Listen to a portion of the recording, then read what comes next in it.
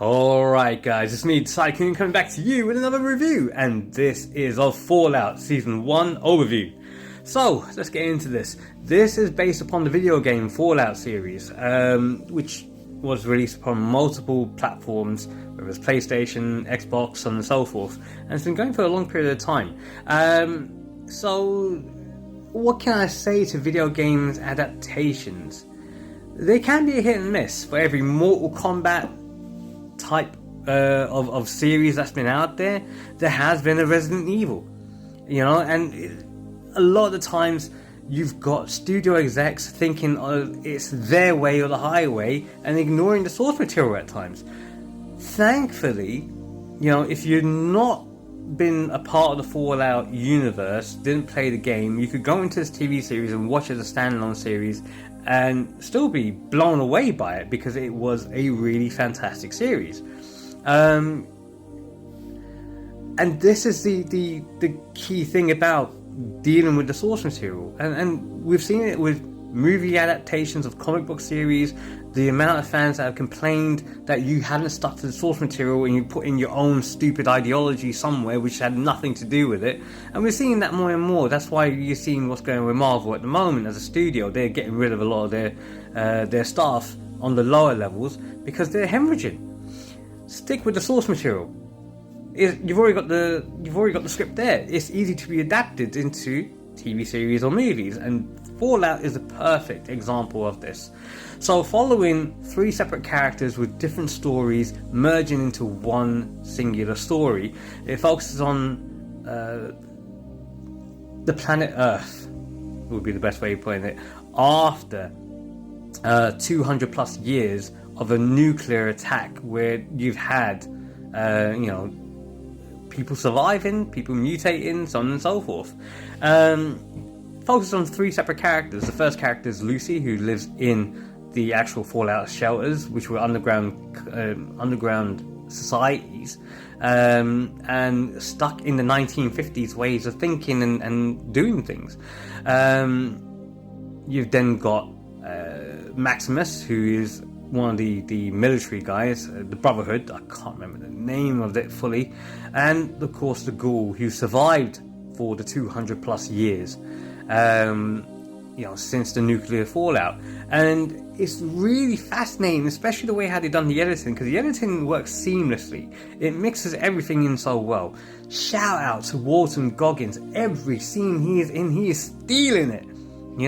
And his range as an actor is just phenomenal, from sadistic to, which he's kind of known for, to humorous to really serious and also somber at times. It's really good.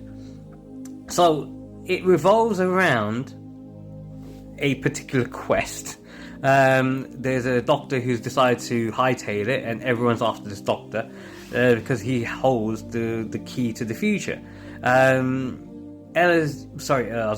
Purcell. It's Lucy. Ella Purcell is the person playing Lucy, but Lucy comes out from her shelter to go and save her father, who's been taken away by raiders.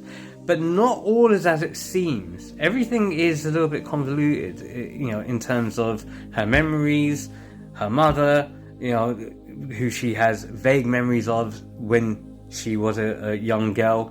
The actual, how can I put this? The actual underground society has a far deeper thing going on behind the scenes where no one really knows about it, because you've got 3 Fallout tunnels connecting to one. Number 31, number 32, number 33.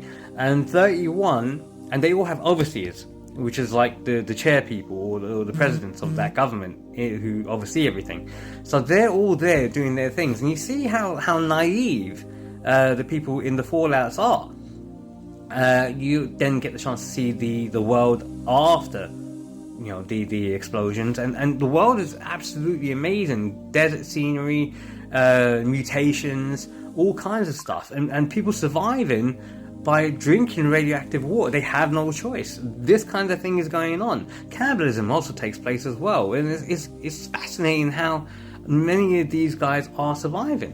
The special armed forces, big shout out, the practical effects for the actual titanium suits that they wear gives me more hope that when the Warhammer series comes out with Henry Cavill, they are going to nail the suits. They're going to nail it down to being the fluid and very fast-paced way of doing things. I have no fear of that. You know, this is done well. The acting is phenomenal.